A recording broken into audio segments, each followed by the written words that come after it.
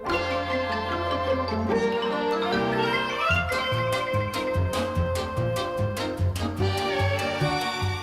everybody, it's Chris Eads, known online as Wootini, here with another Gay Gamer video podcast. This week, as promised, talking all about E3 2017.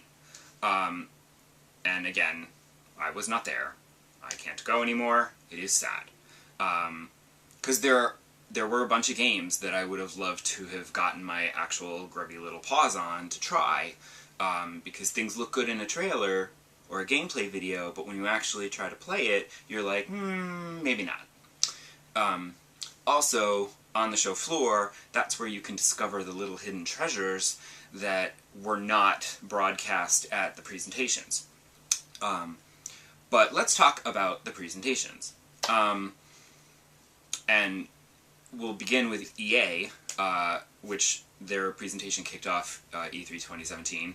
And of course, as with all EA presentations, it's like 95% sports games, racing games, and military shooters.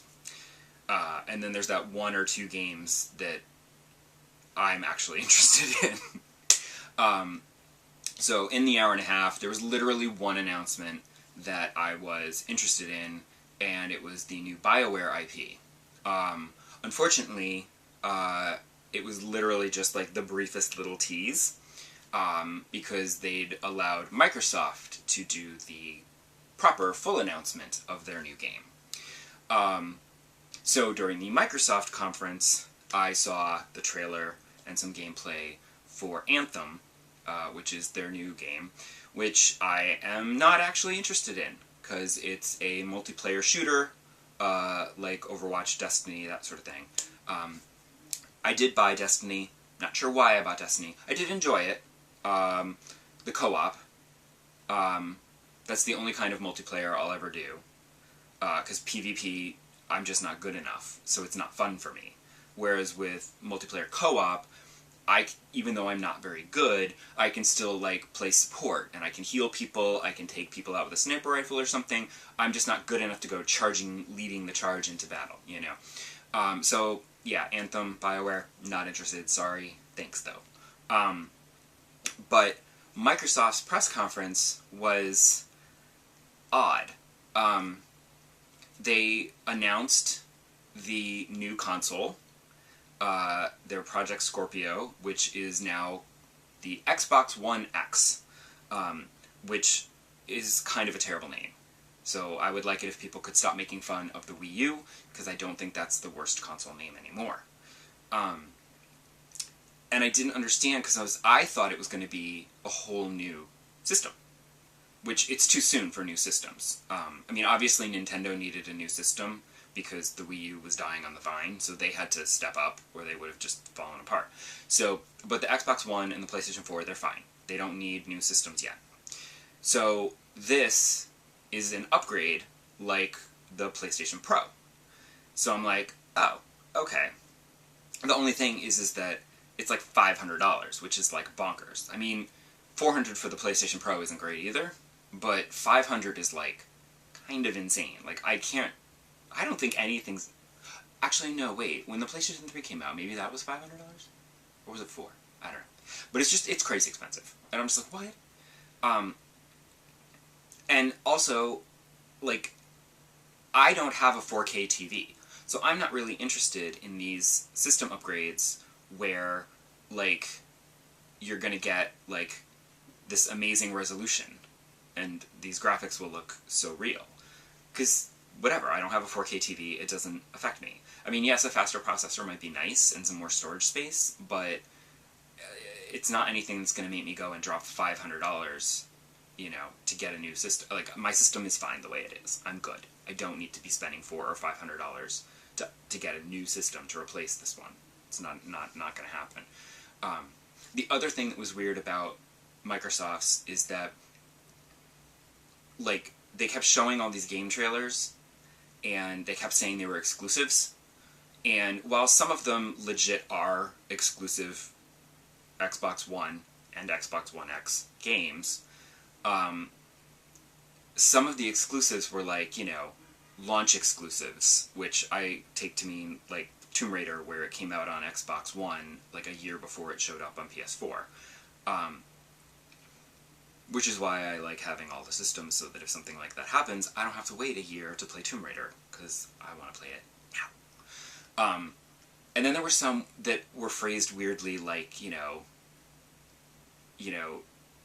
exclusive trailer launch or something, and I'm just like, wait, so you're touting this as an exclusive because it's exclusive to your E3 presentation?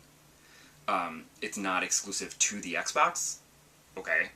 But yeah, there really just were not any exclusives in the Microsoft presentation that made me, like, super excited. As opposed to the PlayStation presentation, where there were. However, the PlayStation presentation, I felt, was like one of... They had one of the best presentations, but also one of the worst. Because what they showed was good. It's the way they showed it I didn't care for. Because you basically had, like, just a series of game trailers. And I know that it extends the length of the presentation, but I prefer to see a trailer and then have somebody come out on stage and demonstrate some actual gameplay and kind of talk you through some of the features, and it can get you, like, excited for the game in a way that a simple trailer can't. Because you just show... That's what Sony's presentation was. It was like trailer, trailer, trailer, trailer, trailer. And it's exciting because you're like, ooh, cool, a new game. That looks interesting. But you don't actually learn anything about it. That's where, like, if you're at E3, it's good, because you see the trailer, you go, ooh, mental note, when I check out the Sony booth, I'll make a point of checking out that game to see and learn more about it, because the presentation doesn't tell you anything about it. But at least Sony had some games there that I'm more interested in. Like, they had... The Spider-Man game looks incredible. I'm not crazy about the white spider on his chest. I don't know what that's all about. It's kind of ugly. And it doesn't look like that in the movie, so whatever. I'm hoping it has something to do with the Negative Man being the villain, and, like, after you defeat him, maybe it'll turn back to black. I don't know. But he was the villain in the demo. But the Spider-Man game looks terrific, and that's, like, legit. That's a PS4 exclusive. And then also Detroit Becoming Human. That, I know everyone makes fun of David Cage for his games, but I like them. Which reminds me, I need to play Beyond Two Souls. I never played that one. But, like, Heavy Rain was, like, the reason I bought a PS3, because it looked so cool, and it was awesome. And I really liked it. So this, I'm super interested in. And again, that's another, PS4 exclusive. Less enthused about the Shadow of the Colossus remake, because I didn't really care for it the first time. It was like a free game on PS Plus, and I tried it, and I was like, no. Like, I just don't get into those games. Like that and Ico, they do nothing for me. But I was also pleased that Sony showed some PSVR games. So they're not just, like, forgetting that this exists. So there are PSVR games that are coming, and I'm super excited. Some of them look really good, like Moss with the little sword-wielding mouse. Looked really cute. And while I'm thrilled to see they're doing Skyrim VR, like, that's, like, insane to me, I'm less enthused because I think I'd rather get Skyrim on the Switch, because while the idea of exploring the world of, an Elder Scrolls world, the fantasy and everything in VR would be, like, mind-blowing and awesome, I sort of feel like I'd rather have it in a portable form so that I could play it wherever I am, because those games are so huge that I never finished them. But if it was portable and I could play it on the train and the bus and wherever I am, then I could maybe actually finish it, or come close to finishing it one day. But Bethesda also showed off Doom VR and Fallout 4 VR. However, as I could find out online, it seems like Doom VR is the only one that's slated to come to PlayStation VR. Fallout VR is not. Because my plan was, oh, I'll get Skyrim on the Switch, and then I'll get Fallout 4 on VR, and then I can like walk around that. Which isn't exactly the best, prettiest world to walk around in VR, but it would still be cool to have a full Bethesda game in VR. But I guess I'll look forward to playing Doom at least on my PSVR. But I still think I want to get Skyrim on the Switch. Because I need Switch games, because I still only have Legend of Zelda. I didn't get ARMS. I'm not a fighting game fan. I'm sorry. I did check the eShop to see if there was a demo of ARMS, because I thought maybe a demo might sell me on it, if it was really fun.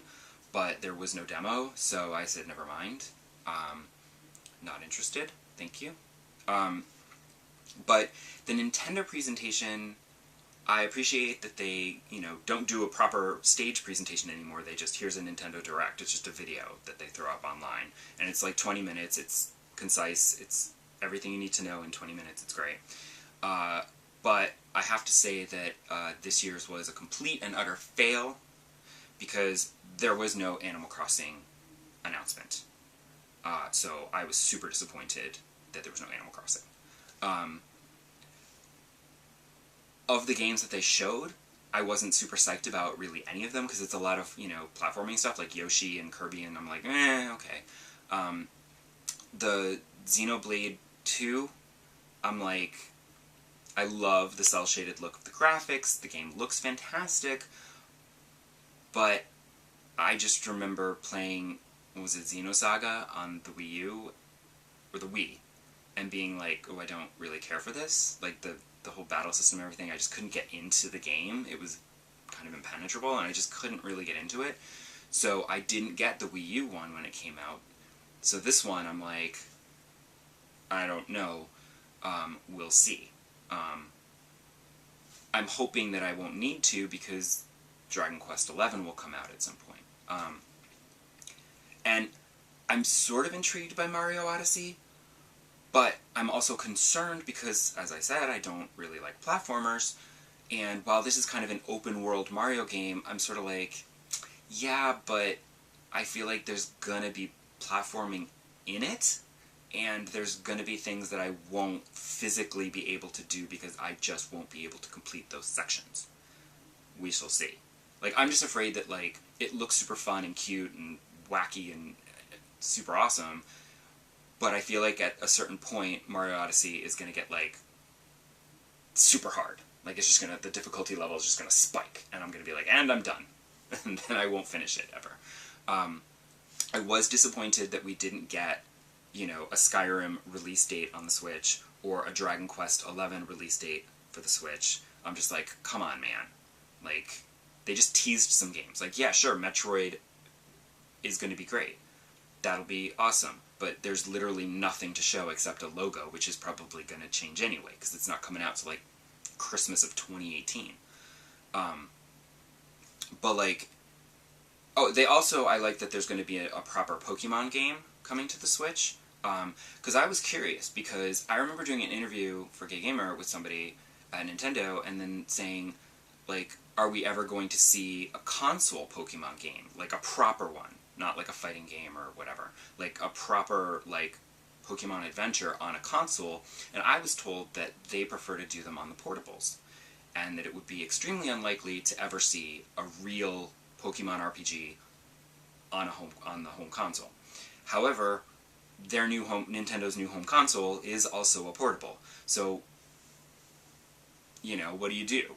So, I'm interested to see a proper Pokemon game. And I know I've said I'm not into Pokemon anymore because it's all the same game. I'm hoping that a console version might be different enough that I could be persuaded to pick that up. We'll see. So, in the end, I kind of think Sony, for me, Sony won E3 2017, with Nintendo a second. Just because the games that they showed weren't for me, whereas Sony had the most games that I'm interested in, even if their presentation was really kind of boring. if you're just going to show a bunch of trailers, why do it in a theater? Just put it online, like Nintendo does. So, what did you think of what you saw from everyone at E3 2017? And tell me if there were any awesome games that you saw that I didn't mention that I should actually keep an eye out for, because, you know, I can't keep track of everything. There's a lot. So, let me know, and I'll see you back here next week, and we'll talk about something else. Bye!